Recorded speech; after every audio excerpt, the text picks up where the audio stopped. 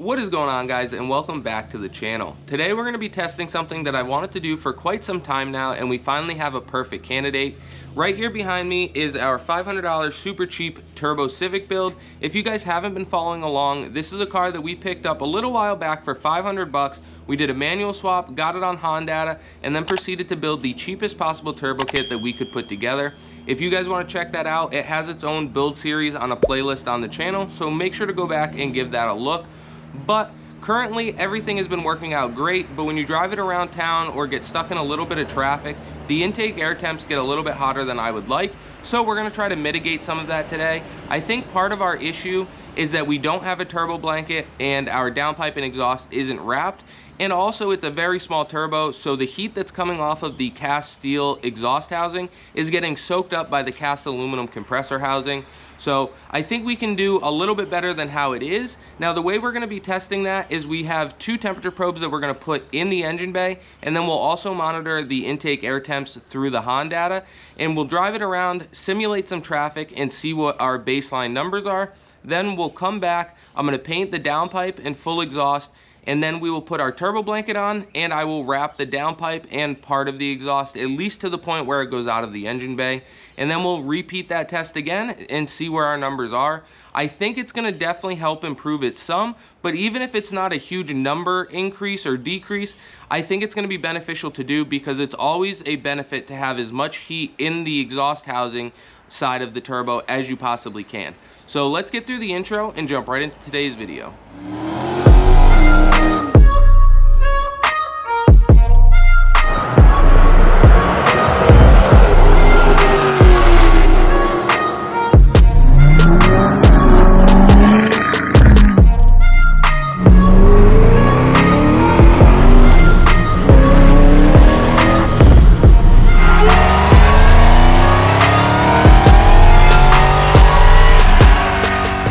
So now that we've gotten through the intro, let's take a look at the products that we will be using for today's test.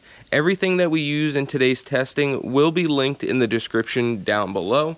So let's start off with the first step that we will do when we get back. First thing we're going to do is paint the downpipe and full exhaust. I decided to go with the Rust-Oleum high heat. It's a ceramic coating and it's rated up to 2000 degrees Fahrenheit. So I think this is going to work out just fine for us. I've personally never used this one. I've always used the VHT flameproof paint, but I'm curious to see how this one works out. I think it's going to do just fine. Then after we paint it and everything dries, we're going to go ahead and wrap the downpipe and part of the exhaust, probably at least to the back of the engine bay where it starts to go under the rest of the car. Now we have two options for that. One of them being the DEI exhaust wrap. I've used this multiple times on different projects, but I've also got this stuff that I've never tried before. It's called HOTSHIELD. One of my buddies gave me like 5 rolls of this, so I think that's what we're going to be using for today's video. And then we will of course paint this with our heat paint after we're done, so that it has a nice black finish to it and fits in this engine bay quite well. So then after that, we can go ahead and put our turbo blanket on. Sticking with the theme of this build, this is an Amazon turbo blanket. I picked it up, I think it was like 25 or 30 bucks, but it actually seems to fit our turbo extremely well. So I'm happy about that. I'm curious to see how long it keeps this finish and how well it works. So those are the products we're going to be using today to try to cool down this engine bay. Now, we've got to test that somehow. So what I decided to do was, I have a couple of old digital volt ohm meters. So I picked up a temperature probe. I picked up 2 of these on Amazon once again. They were only like $6 and they seem pretty accurate. These are a 6-foot lead. So we'll hook them up to our meter and either tape the meter to the windshield, or if it'll reach inside the car. And we'll have a probe on this side of the engine bay and a probe over on that side somewhere, so that we can do our testing and then of course monitor the intake air temps. So let's get this stuff cleared out of the way, start setting up our temperature probes so we can go do a baseline drive. We've got our sensors and meters all set up. So like I said, we've got one right here by the inlet to the turbo. We've got one closer to the head and manifold area, and then our factory intake air temp in the manifold itself. And then if you come around to the inside of the car here, we've got our head manifold area temp over there. We've got our turbo inlet temp right here, and then we've got our actual intake air temperature sensor in the Honda Bluetooth to my phone, so that we can keep an eye on all three of those.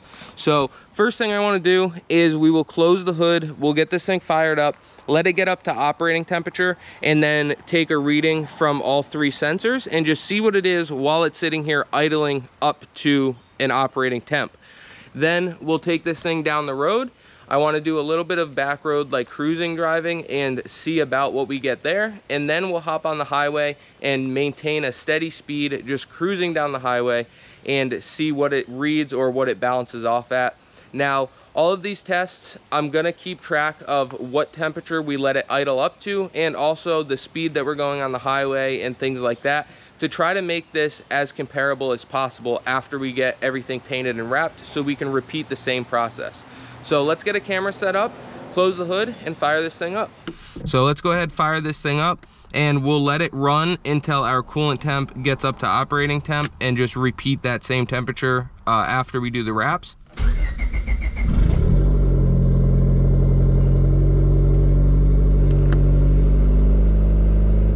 Once we get up to 175, we'll start pulling out of the driveway here. All right.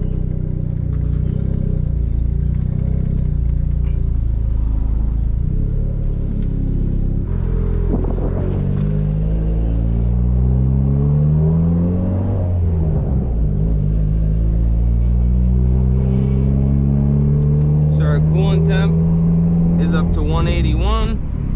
Intake air temp is 87, by the head is 108, and turbo inlet, as soon as we got moving, dropped down to like 78, but it comes right back up as soon as we stop. I don't know if you guys can see that, but that one drops really fast.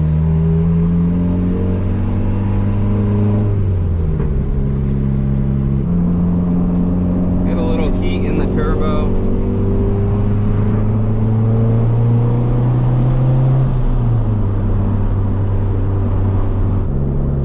Intake air temps are up to 100. Head temps right around 105. And turbo inlet's like 74. So right by the turbo pretty much sees ambient temperature as soon as you start moving. The only time that gets hot is when we're sitting idling. Alright, let's hop on the highway for a minute and see what happens there.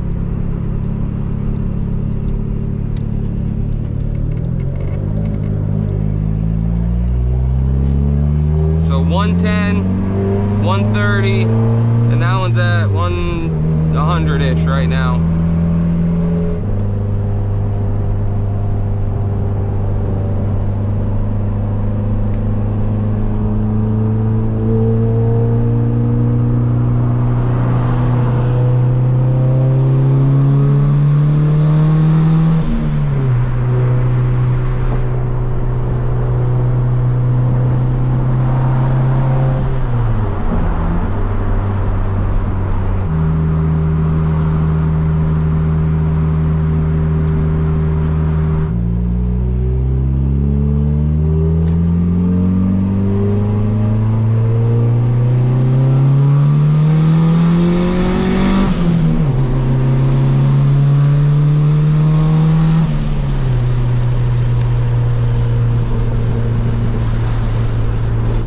As soon as you come to any kind of stop, that intake air temp jumps right up. Or the, I'm sorry, the turbo inlet temp. The intake air temp gets warm too. That one's at 116 right now. Let's let this thing cool off, and then we'll start pulling the exhaust off. Now that this thing's cooled down a little while, first thing we're gonna do is pop out our wideband sensor.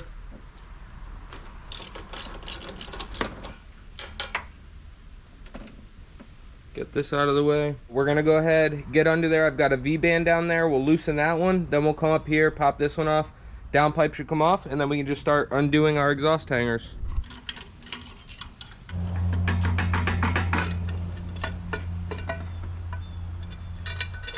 Got our downpipe out of there. We can go ahead and set this to the side, and then drop the rest of the exhaust.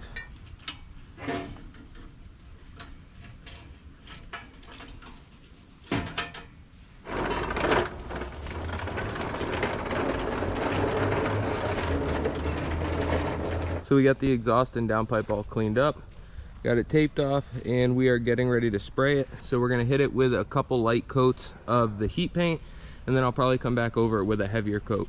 So let's get these things painted so they can dry, so we can wrap when we need to.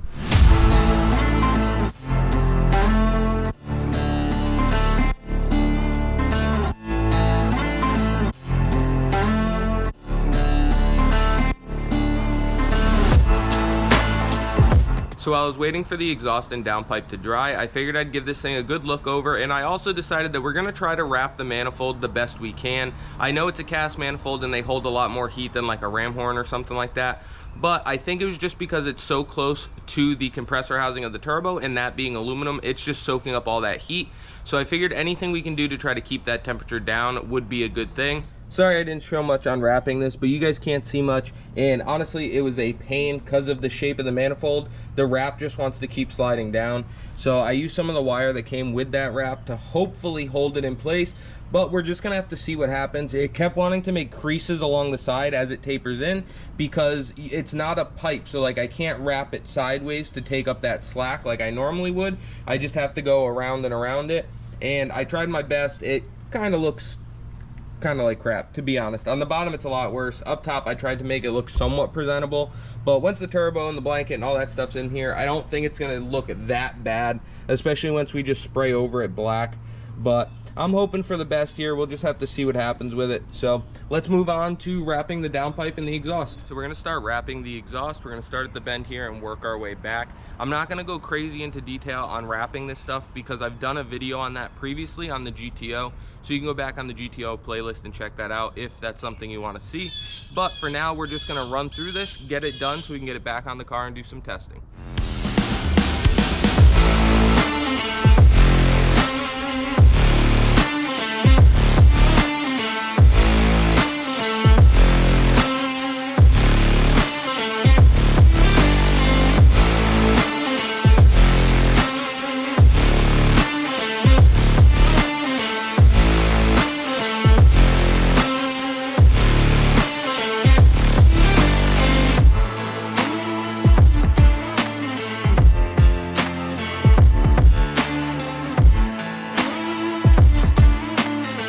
So as you guys seen, we got the exhaust wrapped and we got the downpipe wrapped. I'm actually super happy with how the exhaust wrap came out.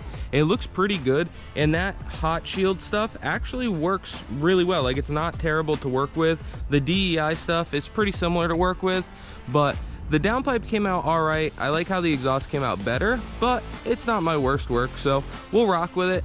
The white doesn't look terrible. I thought I was gonna hate it, but I don't think it's gonna fit the vibe of the car. So we're probably still gonna paint it with that black ceramic coating we used on the exhaust. So let's get all this stuff slapped back on the car. We'll have to fire it up, get this stuff pretty hot to dry it out so that we can paint it. So let's start putting everything together. So we're finally ready to start throwing this downpipe back on here.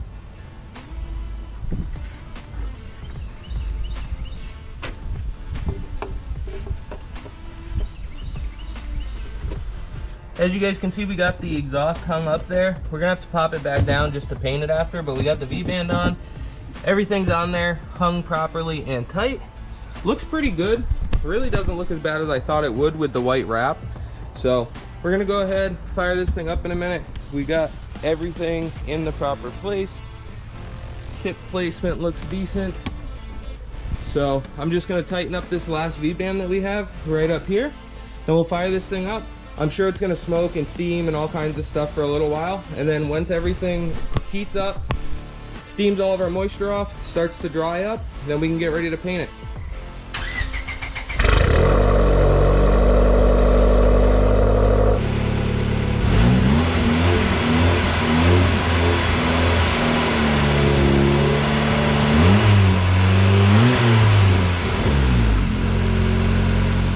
So it's been a few days since we got the exhaust painted and everything heat wrapped.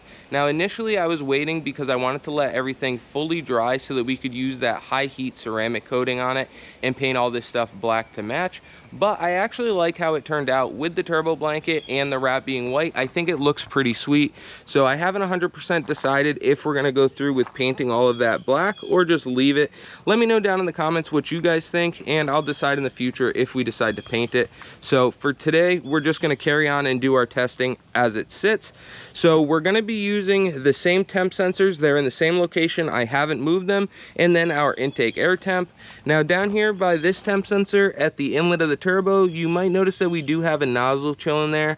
Now we're not going to be using that in today's video at all. It has nothing to do with it, and we haven't used it in any of our previous testing, but I just wanted to mention it so that if you guys seen it, you knew it was there. But you might see it in an upcoming video. So we're gonna start today's test in the same way that we did the other day. So we're about to start this thing up. As you guys can see, we've got our HON data pulled up. Coolant temp is 74, intake air temp is 76. And then we've got our turbo inlet over here, 71, 72. And then same with the temp sensor we have by the head. So let's fire this thing up and let it get up to temperature.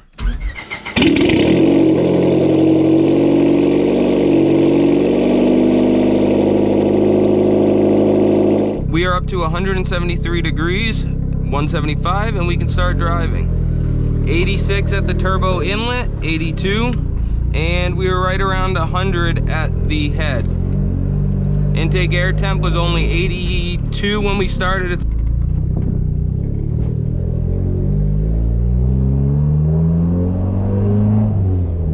I also would like to see if the turbo feels more responsive or if any of the lagginess is gone. All right, we're gonna take the same left turn that we took before.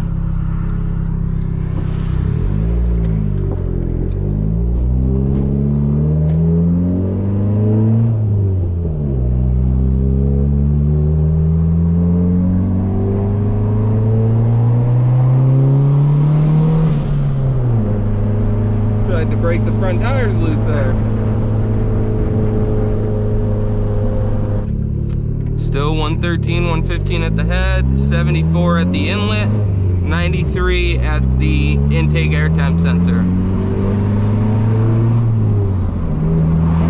Now, like I said before, guys, the ambient air today is pretty close to what it was before. It's the closest it's gonna be for the foreseeable future, so we kind of just had to roll with the test today. So we will continue on our route. We'll be getting to the highway section here soon, and we'll see how it does there.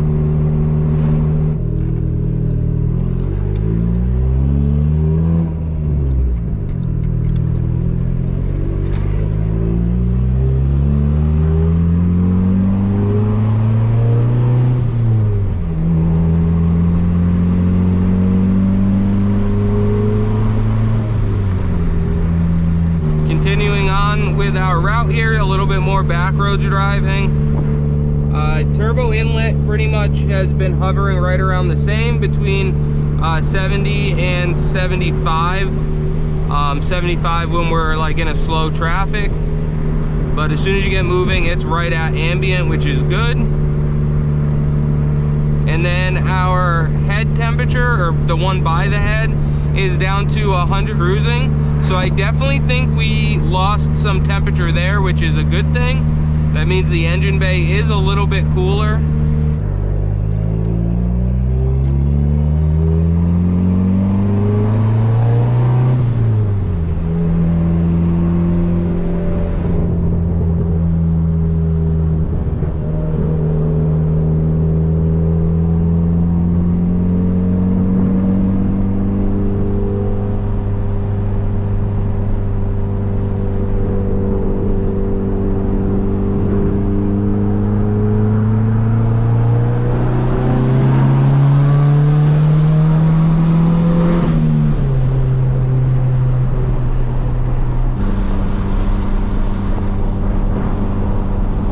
I think it's leveled off enough, so we're gonna go ahead, hop off this exit, turn around, and get back on.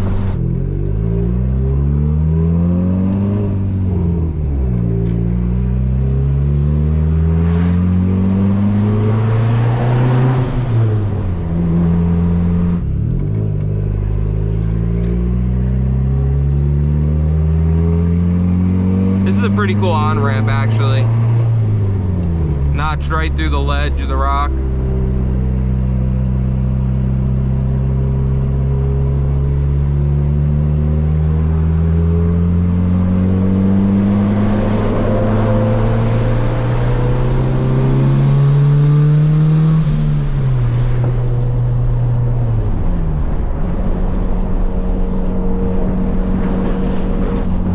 turbo definitely feels more responsive too. Thing lights right up. So I think it likes having that heat in the housing. Let's head back to the house and go over some of our data. Alright guys, so we are back at the house and I've had some time to review the footage of before we did everything and after. And to be honest with you, on the highway, I don't see a huge improvement, just a few degrees, but I do see an improvement when driving around town or in light traffic situations. We did see a pretty substantial temperature increase, and by substantial, I only mean 10 to 15 degrees. But on the highway, we didn't even really see that. We just seen a couple degrees here or there, which is hard to say if it's because of a different day or because of the wrap. So I'm gonna leave that up in the air. Sadly, it did not improve what I was trying to or as much as I was trying to, but where it did improve was on turbo response. This thing spools completely differently. It gets into boost way faster, and the turbo just comes to life way faster. I've been super happy with driving this thing around. I didn't think it would be that much of a difference by keeping all the heat in the manifold and in the exhaust housing of the turbo. I always knew it was a thing, but I didn't think it would be this dramatic. It is noticeable. It is blatantly obvious when you drive the car that it spools way better now than it did before. You guys might even be able to pick up on some of that in the videos, but I can definitely tell driving the car gets into boost way faster. So super happy about that. Not so happy that our temps didn't get any better. They're not horribly bad as they are. I was just doing this to see if we could improve them at all, because colder air, you're always going to make more power. But that makes me curious to try water methanol injection. We do run a 3-nozzle kit on the GTO that we put together. So if you guys want to see something like that, make sure to go back on the channel under the GTO playlist and check it out. But I am thinking about adding a nozzle or two to this thing, because the GTO will be on E85, but we're going to keep spraying meth. This car, we're going to keep on pump gas, at least for now. So pump 93, I think running a water methanol setup would be an improvement over what we have now. It would help keep knock under control, and it would also allow me to feel comfortable to turn up the boost a little bit more with this stock bottom end. So as always, I hope you guys enjoyed today's video. Don't forget to like, comment, subscribe, ring that bell, and check us out on all of our other social media platforms: Facebook, TikTok, and Bought to Build Official on Instagram. And we will catch you on the next one.